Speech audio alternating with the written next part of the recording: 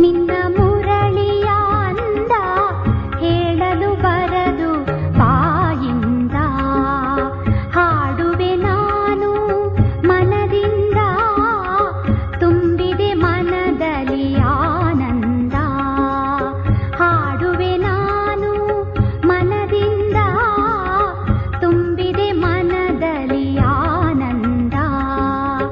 ಬಾಬಾ ನಿನ್ನ ಮುರಳಿಯ ಅಂದ ಹೇಳಲು ಬರದು ಬಾಯಿಂದ.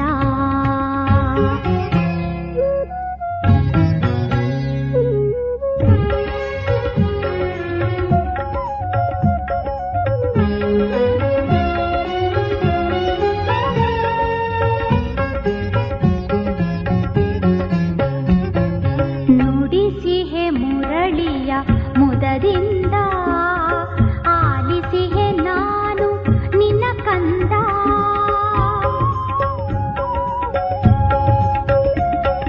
ನುಡಿಸಿಹೆ ಮುರಳಿಯ ಮುದದಿಂದ, ಆಲಿಸಿಹೆ ನಾನು ನಿನ್ನ ಕಂದ. ನಲಿಯುತ್ತಿಹೆ ನಾ ಸಂತಸದಿಂದ, ನಲಿಯುತ್ತಿಹೆ ನಾ ಸಂತಸದಿಂದ.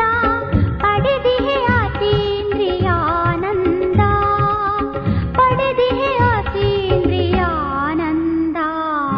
ಬಾಬಾ ನಿನ್ನ ಮುರಳಿಯ ಅಂದ ಹೇಳಲು ಬರದು ಬಾಯಿಂದ.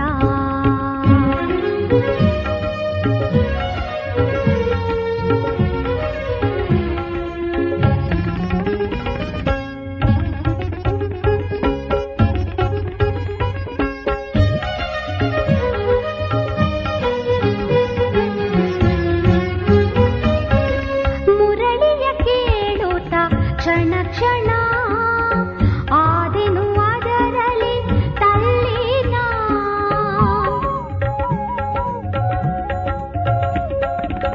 ಮುರಳಿಯ ಕೇಳುತ್ತ ಕ್ಷಣ ಕ್ಷಣ, ಆದೆನು ಅದರಲ್ಲಿ ತಲ್ಲೀನ. ಆಗಿದೆ ಮೈ ಮನ ರೋಮಾಂಚನ, ಆಗಿದೆ ಮೈ ಮನ ರೋಮಾಂಚನ. ಶೃಂಗಾರವಾಯಿತು ಜೀವನ, ಶೃಂಗಾರವಾಯಿತು ಜೀವನ. ಬಾಬಾ ನಿನ್ನ ಮುರಳಿಯ ಅಂದ ಹೇಳಲು ಬರದು ಬಾಯಿಂದ.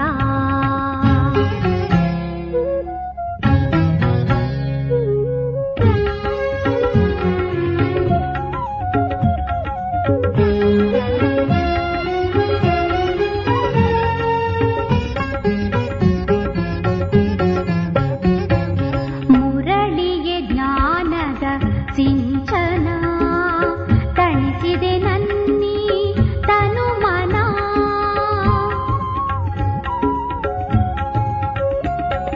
ಮುರಳಿಗೆ ಜ್ಞಾನದ ಸಿಂಚನ, ತಣಿಸಿದೆ ನನ್ನಿ ತನು ಮನ. ಮರೆಸಿದೆ ನನಗೆ ಜಗವನ್ನ, ಮರೆಸಿದೆ ನನಗೆ ಜಗವನ್ನ. ಮರೆಯಲಾರೆನು ನಾನಿನ್ನ, ಮರೆಯಲಾರೆನು ನಾನಿನ್ನ. ಬಾಬಾ ನಿನ್ನ ಮುರಳಿಯ ಅಂದ ಹೇಳಲು ಬರದು ಬಾಯಿಂದ. ಬಾಬಾ ನಿನ್ನ ಮುರಳಿಯ ಅಂದ ಹೇಳಲು ಬರದು ಬಾಯಿಂದ. ಹಾಡುವೆ ನಾನು ಮನದಿಂದ, ತುಂಬಿದೆ ಮನದಲ್ಲಿ ಆನಂದ. ಹಾಡುವೆ ನಾನು ಮನದಿಂದ, ತುಂಬಿದೆ ಮನದಲ್ಲಿ ಆನಂದ. ಬಾಬಾ ನಿನ್ನ ಮುರಳಿಯ ಅಂದ ಹೇಳಲು ಬರದು ಬಾಯಿಂದ.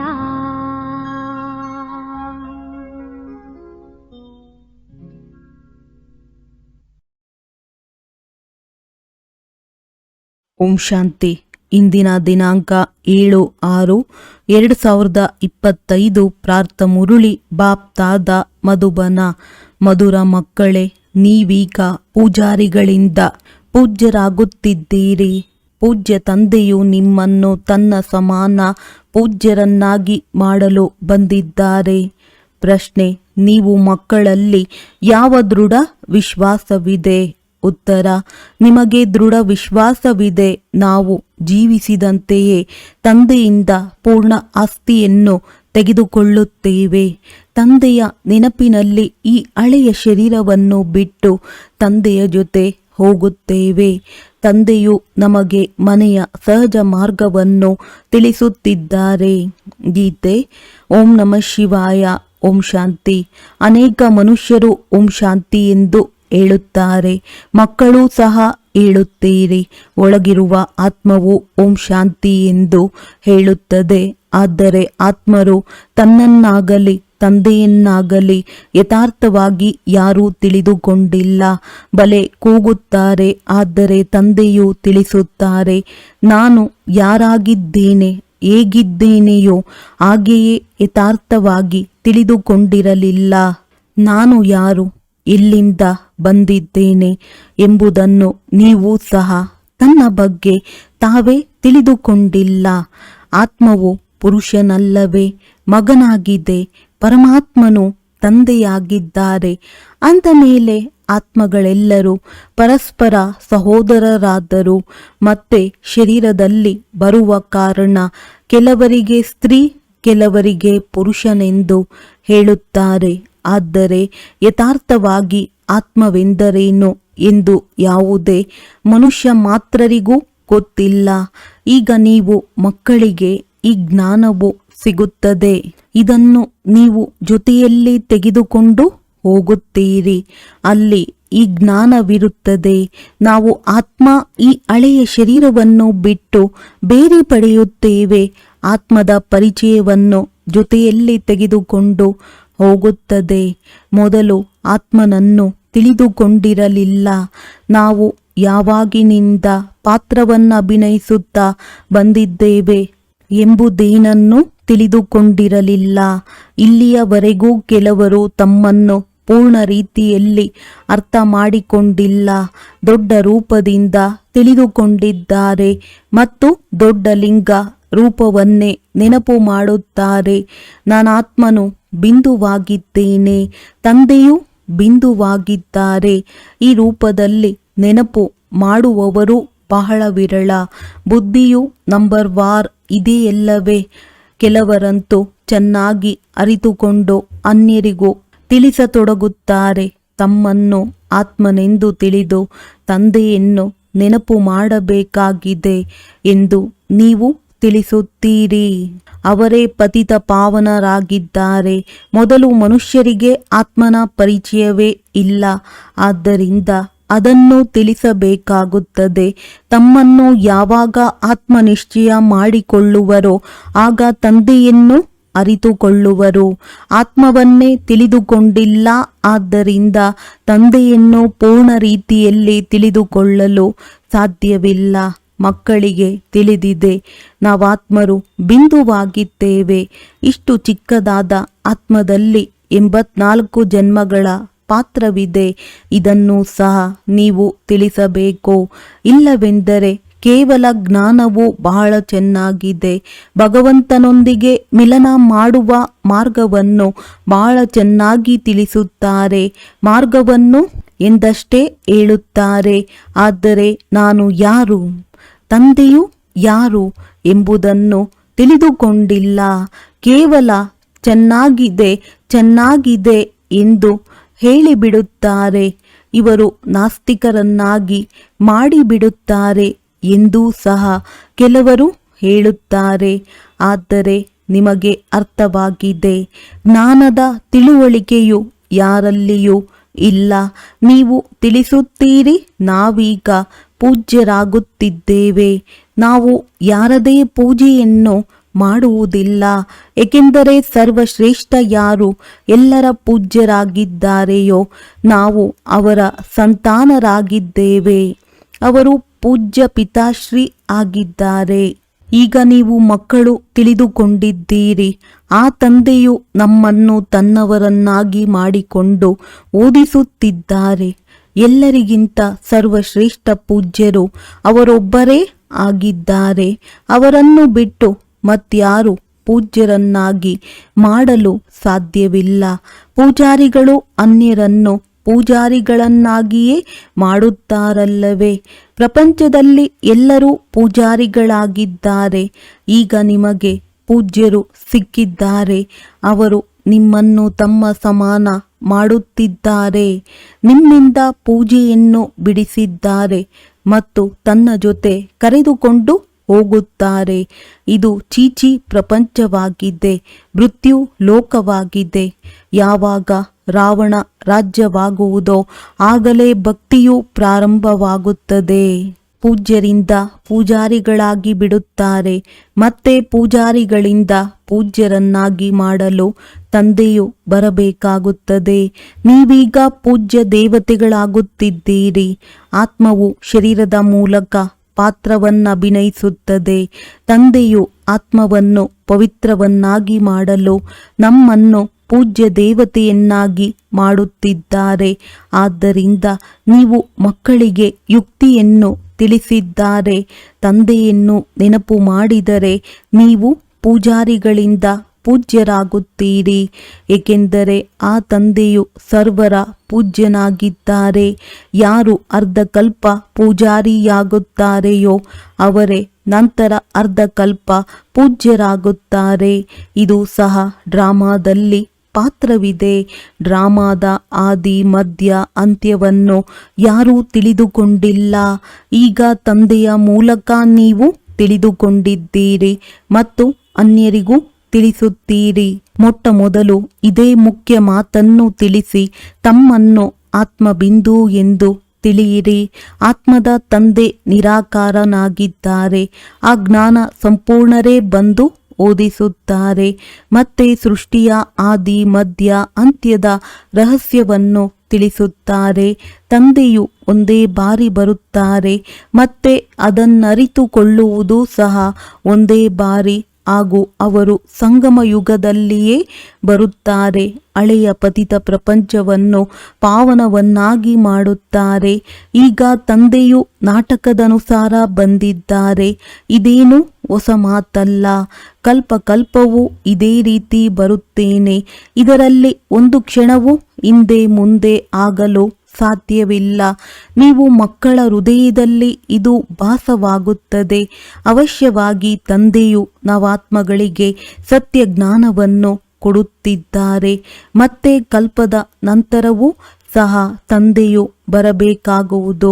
ತಂದೆಯ ಮೂಲಕ ಈ ಸಮಯದಲ್ಲಿ ಏನನ್ನು ತಿಳಿದುಕೊಂಡಿದ್ದೇವೆಯೋ ಅದನ್ನು ಮತ್ತೆ ಕಲ್ಪದ ನಂತರವೂ ತಿಳಿದುಕೊಳ್ಳುತ್ತೇವೆ. ಇದನ್ನು ತಿಳಿದುಕೊಂಡಿದ್ದೀರಿ. ಈಗ ಹಳೆಯ ಪ್ರಪಂಚದ ವಿನಾಶವಾಗುವುದು ಮತ್ತು ನಾವು ಸತ್ಯಯುಗದಲ್ಲಿ ಬಂದು ಪಾತ್ರವನ್ನಭಿನಯಿಸುತ್ತೇವೆ. ಸತ್ಯಯುಗಿ ಸ್ವರ್ಗವಾಸಿಗಳಾಗುತ್ತೇವೆ. ಇದಂತೂ ಬುದ್ಧಿಯಲ್ಲಿ ನೆನಪಿದೆಯಲ್ಲವೇ? ನೆನಪಿದ್ದಾಗ ಖುಷಿಯೂ ಇರುತ್ತದೆ. ಇದು ವಿದ್ಯಾರ್ಥಿ ಜೀವನವಾಗಿದೆ. ನಾವು ಸ್ವರ್ಗವಾಸಿಗಳಾಗಲು ಓದುತ್ತಿದ್ದೇವೆ. ವಿದ್ಯಾಭ್ಯಾಸವು ಪೂರ್ಣವಾಗುವವರೆಗೆ ಈ ಖುಷಿಯು ಸ್ಥಿರವಾಗಿರಬೇಕು. ತಂದೆಯು ತಿಳಿಸುತ್ತಲೇ ಇರುತ್ತಾರೆ. ಯಾವಾಗ ವಿನಾಶಕ್ಕಾಗಿ ಎಲ್ಲ ಸಾಮಗ್ರಿಗಳು ತಯಾರಾಗುವವೋ ಆಗ ನಿಮ್ಮ ವಿದ್ಯಾಭ್ಯಾಸವು ಮುಕ್ತಾಯವಾಗುವುದು. ಆಗ ಅವಶ್ಯವಾಗಿ ಬೆಂಕಿ ಬೀಳುವುದಿದೆ ಎಂದು ನಿಮಗೆ ಅರ್ಥವಾಗುತ್ತದೆ. ತಯಾರಿಗಳಂತೂ ಆಗುತ್ತಿರುತ್ತದೆ ಎಲ್ಲವೇ? ಪರಸ್ಪರ ಎಷ್ಟೊಂದು ದ್ವೇಷಿಗಳಾಗುತ್ತಿರುತ್ತಾರೆ. 4 ಕಡೆ ಭಿನ್ನ ಭಿನ್ನ ಪ್ರಕಾರದ ಸೈನ್ಯಗಳಿವೆ. ಎಲ್ಲರೂ ಒಡೆದಾಡುವುದಕ್ಕಾಗಿ ತಯಾರಾಗುತ್ತಾ ಇರುತ್ತಾರೆ. ಯಾವುದಾದರೊಂದು ಇಂತಹ ತೊಡಕುಂಟು ಮಾಡುತ್ತಾರೆ. ಅದರಿಂದ ಅವಶ್ಯವಾಗಿ ಯುದ್ಧವಾಗುವುದು. ಕಲ್ಪದ ಇಂದಿನಂತೆ ವಿನಾಶವಂತೂ ಆಗಲೇಬೇಕಾಗಿದೆ. ನೀವು ಮಕ್ಕಳು ನೋಡುತ್ತೀರಿ. ಮೊದಲೂ ಸಹ ಮಕ್ಕಳು ನೋಡಿದ್ದೀರಿ. ಒಂದು ಕಿಡಿಯಿಂದ ಎಷ್ಟೊಂದು ಯುದ್ಧವಾಗಿತ್ತು. ಒಬ್ಬರು ಇನ್ನೊಬ್ಬರನ್ನು ಎದುರಿಸುತ್ತಾ ಇರುತ್ತಾರೆ. ಈ ರೀತಿ ಮಾಡಿ ಇಲ್ಲವೆಂದರೆ ನಾವು ಈ ಬಾಂಬನ್ನು ಹಾಕಿಬಿಡುತ್ತೇವೆ ಎಂದು ಮೃತ್ಯುವು ಸನ್ಮುಖದಲ್ಲಿ ಬಂದಾಗ ಅವರು ಆ ಕೆಲಸವನ್ನು ಮಾಡದೇ ಇರಲು ಸಾಧ್ಯವೇ ಆಗುವುದಿಲ್ಲ. ಮೊದಲು ಸಹ ಯುದ್ಧವಾಗಿತ್ತು, ಆಗ ಬಾಂಬುಗಳನ್ನು ಹಾಕಿದ್ದರು. ವಿಧಿಯಲ್ಲವೇ? ಈಗಂತೂ ಸಾವಿರಾರು ಬಾಂಬುಗಳಿವೆ. ನೀವು ಮಕ್ಕಳು ಇದನ್ನು ಅವಶ್ಯವಾಗಿ ತಿಳಿಸಬೇಕು. ಈಗ ಎಲ್ಲರನ್ನೂ ಹಿಂತಿರುಗಿ ಕರೆದುಕೊಂಡು ಹೋಗಲು ತಂದೆಯೇ ಬಂದಿದ್ದಾರೆ. ಏ ಪತಿತ ಪಾವನ, ಬನ್ನಿ, ಈ ಚೀಚಿ ಪ್ರಪಂಚದಿಂದ ಪಾವನ ಪ್ರಪಂಚಕ್ಕೆ ಕರೆದುಕೊಂಡು ಹೋಗಿ ಎಂದು ಎಲ್ಲರೂ ಕೂಗುತ್ತಿದ್ದಾರೆ. ನೀವು ಮಕ್ಕಳು ತಿಳಿದುಕೊಂಡಿದ್ದೀರಿ, ಪಾವನ ಪ್ರಪಂಚಗಳು ಎರಡು ಇವೆ, ಮುಕ್ತಿ ಮತ್ತು ಜೀವನ್ಮುಕ್ತಿ. ಎಲ್ಲ ಆತ್ಮಗಳು ಪವಿತ್ರರಾಗಿ ಮುಕ್ತಿಧಾಮಕ್ಕೆ ಹೊರಟು ಹೋಗುತ್ತಾರೆ. ಈ ದುಃಖಧಾಮದ ವಿನಾಶವಾಗುತ್ತದೆ. ಇದಕ್ಕೆ ಮೃತ್ಯು ಲೋಕವೆಂದು ಹೇಳುತ್ತಾರೆ. ಮೊದಲು ಅಮರಲೋಕವಾಗಿತ್ತು. ಚಕ್ರವನ್ನು ಸುತ್ತುತ್ತಾ ಹೇಗೆ ಮೃತ್ಯು ಲೋಕದಲ್ಲಿ ಬಂದಿದ್ದೇವೆ, ಮತ್ತೆ ಅಮರಲೋಕದ ಸ್ಥಾಪನೆಯಾಗುತ್ತದೆ. ಅಲ್ಲಿ ಯಾವುದೇ ಅಕಾಲ ಮೃತ್ಯುವಿಲ್ಲ. ಆದ್ದರಿಂದ ಅದಕ್ಕೆ ಅಮರಲೋಕವೆಂದು ಹೇಳಲಾಗುತ್ತದೆ.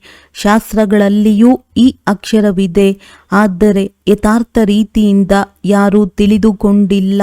ಇದನ್ನು ಸಹ ನೀವೇ ತಿಳಿದುಕೊಂಡಿದ್ದೀರಿ. ತಂದೆಯು ಬಂದಿದ್ದಾರೆಂದರೆ ಮೃತ್ಯು ಲೋಕದ ವಿನಾಶವು ಖಂಡಿತ ಆಗಲೇಬೇಕಾಗಿದೆ. ಇದು 100% ನಿಶ್ಚಿತವಾಗಿದೆ. ತಂದೆಯು ತಿಳಿಸುತ್ತಿದ್ದಾರೆ, ತಮ್ಮ ಆತ್ಮವನ್ನು ಯೋಗ ಬಲದಿಂದ ಪವಿತ್ರ ಮಾಡಿಕೊಳ್ಳಿ. ನನ್ನನ್ನು ನೆನಪು ಮಾಡಿದರೆ ವಿಕರ್ಮ ವಿನಾಶವಾಗುವುದು. ಆದರೆ ಇದನ್ನು ಸಹ ಮಕ್ಕಳು ನೆನಪು ಮಾಡುವುದಿಲ್ಲ. ತಂದೆಯಿಂದ ಆಸ್ತಿ ಅಥವಾ ರಾಜ್ಯಭಾಗ್ಯವನ್ನು ಪಡೆಯುವುದರಲ್ಲಿ ಪರಿಶ್ರಮ ಇದೆಯಲ್ಲವೇ? ಸಾಧ್ಯವಾದಷ್ಟು ನೆನಪಿನಲ್ಲಿರಬೇಕಾಗಿದೆ. ತಮ್ಮನ್ನು ನೋಡಿಕೊಳ್ಳಿ. ಎಷ್ಟು ಸಮಯ ನೆನಪಿನಲ್ಲಿರುತ್ತೇವೆ ಮತ್ತು ಎಷ್ಟು ಜನರಿಗೆ ನೆನಪು ತರಿಸುತ್ತೇನೆ.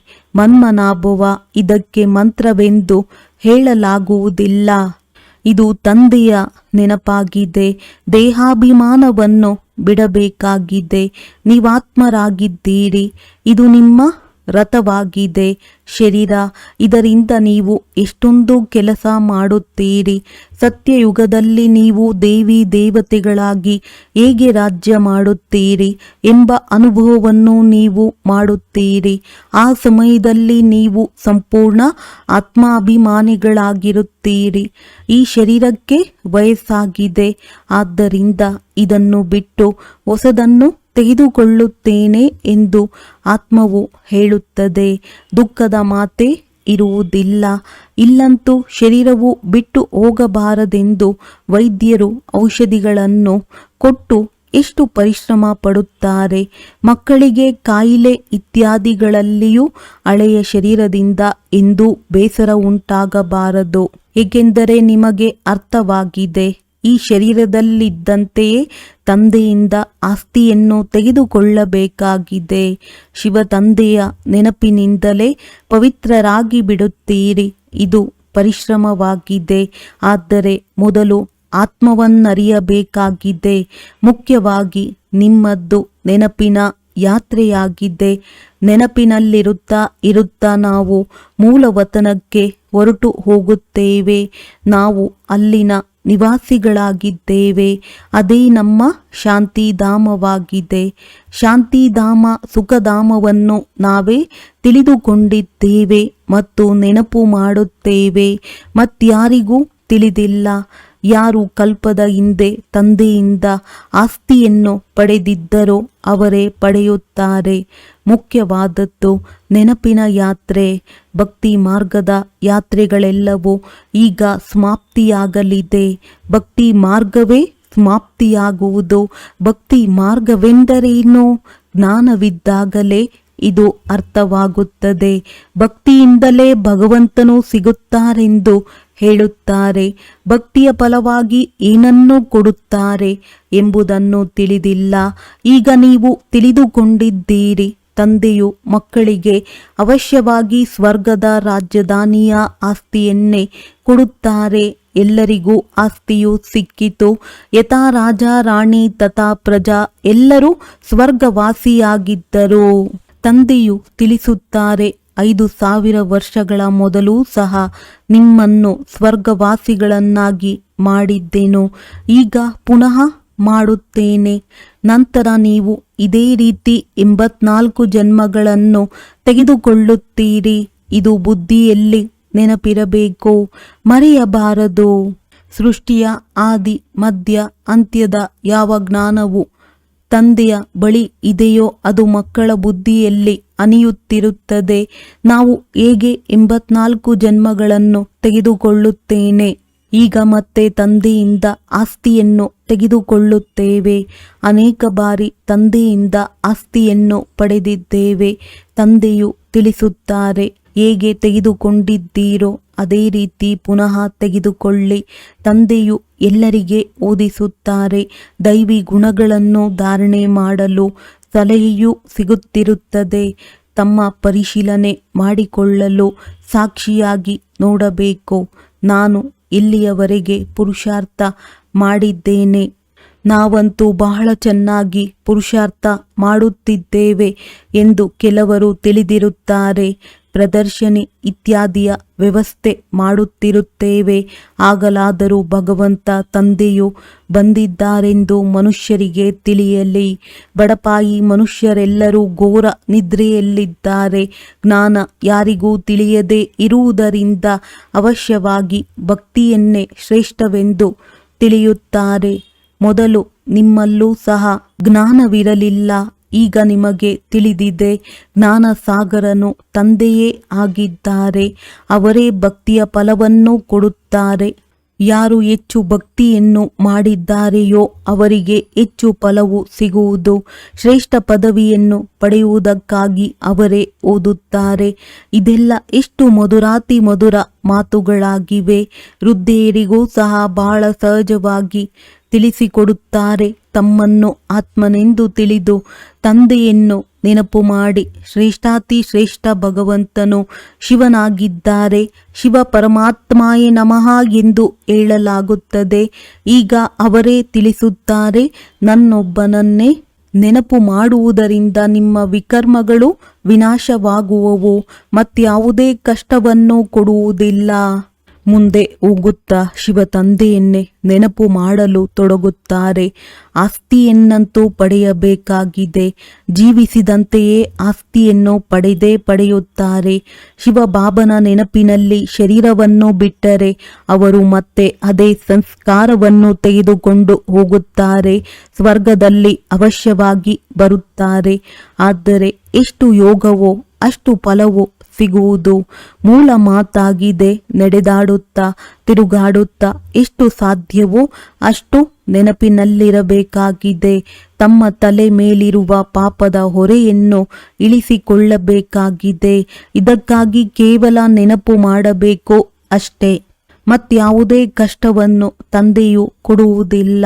ಏಕೆಂದರೆ ತಂದೆಗೆ ಗೊತ್ತಿದೆ, ಅರ್ಧಕಲ್ಪದಿಂದ ಮಕ್ಕಳು ಬಹಳ ಕಷ್ಟವನ್ನು ನೋಡಿದ್ದೀರಿ. ಆದ್ದರಿಂದಲೇ ನಾನೀಗ ಆಸ್ತಿಯನ್ನು ತೆಗೆದುಕೊಳ್ಳುವ ಸಹಜ ಮಾರ್ಗವನ್ನು ತಿಳಿಸಲು ಬಂದಿದ್ದೇನೆ. ಕೇವಲ ತಂದೆಯನ್ನು ನೆನಪು ಮಾಡಿ. ಮೊದಲು ಸಹ ನೆನಪು ಮಾಡುತ್ತಿದ್ದೀರಿ, ಆದರೆ ಆಗ ಯಾವುದೇ ಜ್ಞಾನವಿರಲಿಲ್ಲ. ಈಗ ತಂದೆಯು ಈ ರೀತಿ ನೆನಪು ಮಾಡಿದರೆ ನಿಮ್ಮ ವಿಕರ್ಮಗಳು ವಿನಾಶವಾಗುವವು ಎಂಬ ಜ್ಞಾನವನ್ನು ಕೊಟ್ಟಿದ್ದಾರೆ. ಬಲೆ ಶಿವನ ಭಕ್ತಿಯನ್ನು ಪ್ರಪಂಚದಲ್ಲಿ ಬಹಳಷ್ಟು ಮಾಡುತ್ತಾರೆ, ಆದರೆ ಪರಿಚಯರಹಿತ. ಈ ಸಮಯದಲ್ಲಿ ತಂದೆಯು ತಾನೇ ಬಂದು ಪರಿಚಯ ಕೊಡುತ್ತಾರೆ. ನನ್ನನ್ನು ನೆನಪು ಮಾಡಿ. ನಾವೀಗ ಚೆನ್ನಾಗಿ ಅರ್ಥ ಮಾಡಿಕೊಂಡಿದ್ದೇವೆ ಎಂದು ನೀವು ತಿಳಿದಿದ್ದೀರಿ. ಬಾಪ್ ದಾದಾರವರ ಬಳಿ ಹೋಗುತ್ತೇವೆಂದು ಹೇಳುತ್ತೀರಿ. ತಂದೆಯು ಈ ಭಗೀರಥನನ್ನು ಆಧಾರವಾಗಿ ತೆಗೆದುಕೊಂಡಿದ್ದಾರೆ. ಭಗೀರಥನು ಪ್ರಸಿದ್ಧವಾಗಿದ್ದಾರೆ. ಇವರ ಮೂಲಕ ತಂದೆಯು ಜ್ಞಾನವನ್ನು ತಿಳಿಸುತ್ತಾರೆ. ಇದು ಸಹ ನಾಟಕದಲ್ಲಿ ನಿಗದಿ ಇದೆ. ಕಲ್ಪಕಲ್ಪವೂ ಈ ಭಾಗ್ಯಶಾಲಿ ರಥದಲ್ಲಿಯೇ ಬರುತ್ತಾರೆ. ಯಾರನ್ನು ಶ್ಯಾಮ ಸುಂದರನೆಂದು ಹೇಳುತ್ತಿದ್ದರೋ ಅವರೇ ಇವರಾಗಿದ್ದಾರೆಂದು ನಿಮಗೆ ತಿಳಿದಿದೆ. ಮನುಷ್ಯರು ಮತ್ತೆ ಅರ್ಜುನನೆಂದು ಹೆಸರಿಟ್ಟಿದ್ದಾರೆ. ಈಗ ತಂದೆಯು ಮಕ್ಕಳಿಗೆ ಸರಿಯಾದುದನ್ನು ತಿಳಿಸುತ್ತಾರೆ. ಬ್ರಹ್ಮನಿಂದ ವಿಷ್ಣು, ವಿಷ್ಣುವಿನಿಂದ ಬ್ರಹ್ಮ ಹೇಗಾಗುತ್ತಾರೆ? ಮಕ್ಕಳಲ್ಲಿ ತಿಳುವಳಿಕೆ ಇದೆ. ಈಗ ನಾವು ಬ್ರಹ್ಮಪುರಿಯ ನಿವಾಸಿಗಳಾಗಿದ್ದೇವೆ, ನಂತರ ವಿಷ್ಣುಪುರಿಯವರಾಗುತ್ತೇವೆ. ವಿಷ್ಣುಪುರಿಯಿಂದ ಬ್ರಹ್ಮಪುರಿಗೆ ಬರುವುದರಲ್ಲಿ 84 ಜನ್ಮಗಳು ಹಿಡಿಸುತ್ತವೆ. ಇದನ್ನೂ ಸಹ ಅನೇಕ ಬಾರಿ ತಿಳಿಸಿದ್ದೇನೆ.